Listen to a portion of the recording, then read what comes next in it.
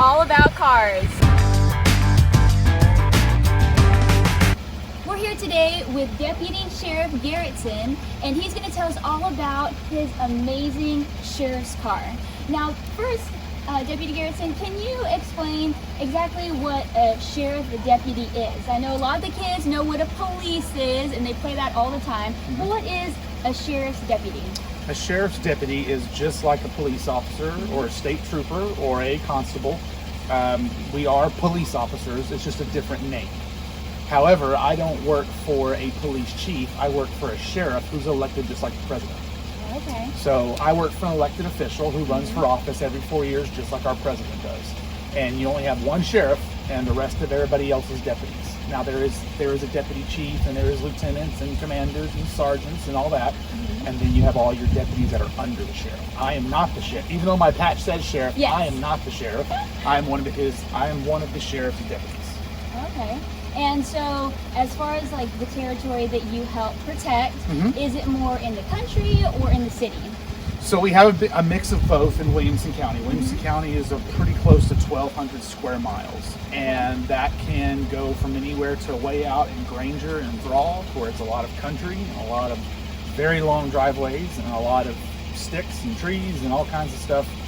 It's way out there. There's some stuff that's so way out there that my navigation sometimes can't even find it. On other times, you're helping out Round Rock Police Department, Leander Police Department, Cedar Park Police Department. Those are all cities, and we will deal with several calls in the city of helping them out whenever they get busy and whenever they need our help. So it's actually kind of cool. I get a mix of both. Way out in the country policing, and I get to still do the city. I get to do both. Oh wow, that's really cool. So I'm so excited. I know the kids are dying to take a look. The cool part At his sheriff's car. So I'll let you take it away. We'll start right at the front. Okay. Make it pretty simple. I'm sure y'all have seen these. This is what we call our Code 3 bumper. We call it that because they used to be made by a company called Code 3. And this can serve numerous purposes. Obviously, with the country policing we were talking about, there's a lot of deer. This can really come in handy if you hit a deer, and it can kind of, we have other new ones that have other bars going lower to keep the animal from going underneath and preventing the top car from flipping.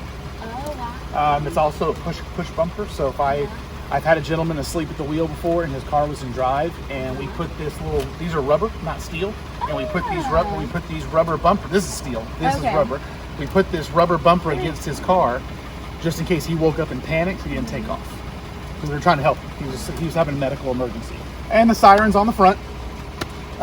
There's a siren on the front, and there's a siren under the bottom of the vehicle. And it's a normal Chevy. It's made by Chevy. Normal Chevy engine. The inside is where kind of all the cool stuff starts to happen. All right. So we'll just go from this. We'll go this way. Basic controls is a normal Chevy vehicle. The numbers you're seeing up there that are randomly popping up, and this little device right here, that is my front radar detector. That is how I tell the speed of vehicles that are both passing me or approaching me. And I've got a remote control here that I can control it with, along with controlling there's one in the back that I'll show you here in just a second. Everything there in the center is got its own purpose. Obviously the radio, that tan piece of material, and then those row of buttons you see, we'll just go from top to bottom. The top row is different siren sounds. We use a different siren based on how fast we are driving. If we're having to run to what we call a hot call or an emergency. The second row is going to be the back of the strobe lights that we'll turn on here in a minute, and that will help me direct traffic. If I'm on an accident or a construction site, I can actually make my strobe lights in the back go from left to right or center split to tell cars where to go. The very last row down there is the takedown white LEDs, and that is just when I have my strobe lights turned off, I can make these go hyper white. Really, really bright white lights, and I can use them in fog. I can use it when I'm in a lot of roads that don't have street lights. The other little tan radio looking device there underneath the laptop is my PA system. That's comes out of the speaker that I just showed y'all in front, and then there's the radio there by the cup holders, and then my laptop obviously right there. That every cop car comes with a mount, and that is how I get license plates, and that's how I run driver's licenses, and that's also how dispatch communicates to me to tell me to go to not or tell me where to go to get to 911 calls. The camera up there by the rearview mirror, that is my in-car camera, and that is Bluetooth connected to a recorder like I'm wearing right now, and it's also connected to my body camera. So when I turn the strobe lights on, that camera you're looking at right now will come on, and my body cam will also come on. This car has its own Wi-Fi system, and the Wi-Fi is working with the Bluetooth, and that's how I stay linked up with it. So it's not, you can't not turn on your camera and not record, right? It's all everything in the car is linked, password protected. When you get your cop car, they give you the password so you can link into your system. Okay. It's a lot of stuff. It's a lot of stuff going on, and when you're a new police officer or a new deputy, it takes time, and it really takes time to learn where all the buttons are at. Just kind of getting comfortable. Sure. This is a great setup. Every cop car is different. Some guys like their radios right there. Some guys like their radios dangling from the rearview mirror. They, when you get your cop car, they have no problem with you setting it up the way that it makes sense to you or is more comfortable.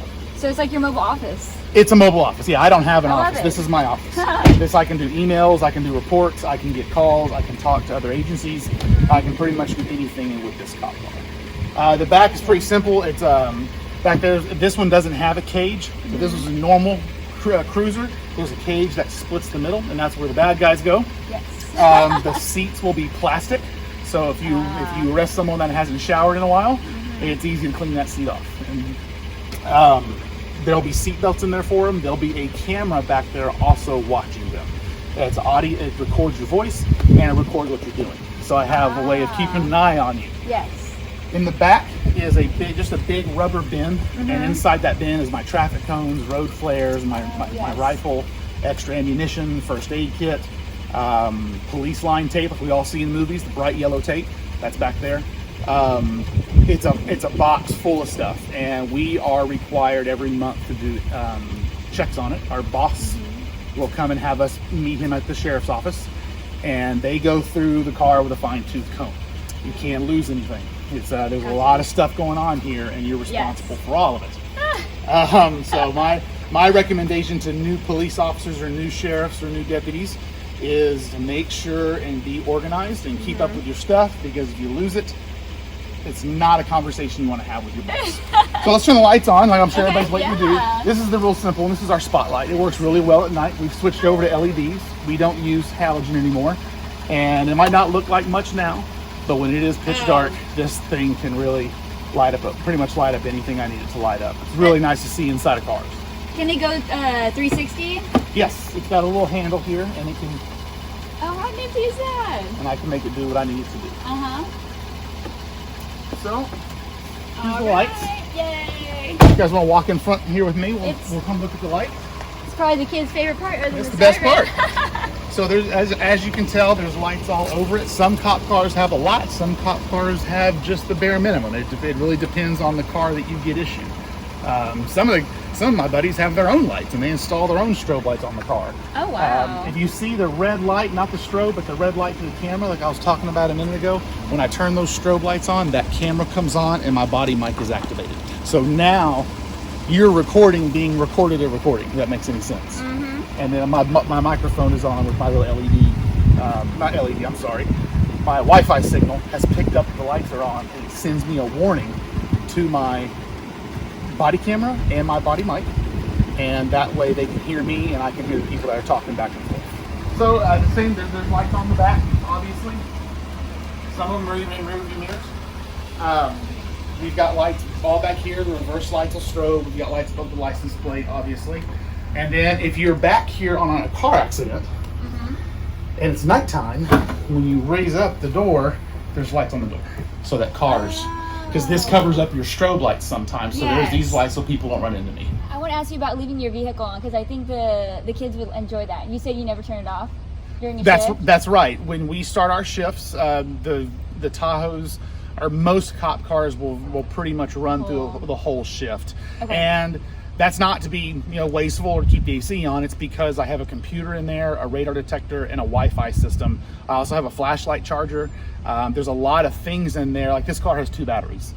There's a lot of things in there that if I go in to get a hamburger at McDonald's and I turn off my cop car and I'm in there for 30 minutes and I've left the radar on, the computer on, and the Wi-Fi on, I'll come back and it's dead. So, and if you're canine, it stays on constantly. Yes. You don't ever turn that cop car off. So it's, again, more attention to detail and a lot of things that are moving and going on. Perfect. Well, shall we take a spin? Yes, absolutely. All right. This is exciting. My first time in a sheriff's car. And I'm not in trouble. No, you're in the front seat, so you're in the right seat. How often do you take people along with you? Before COVID, all the time. Really? Oh yeah, they do ride-alongs constantly. Constantly doing ride-alongs before COVID. Kelsey came, my mom came. Mom and Dad got to ride out. They just come out on a live PD night. Oh wow. So that's something the kids can look forward to. Right. When they get older.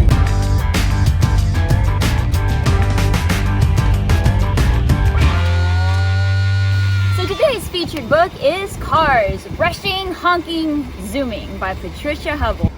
Thanks so much for joining us for this book day adventure. Be sure to subscribe to go along on all our upcoming adventures. Bye!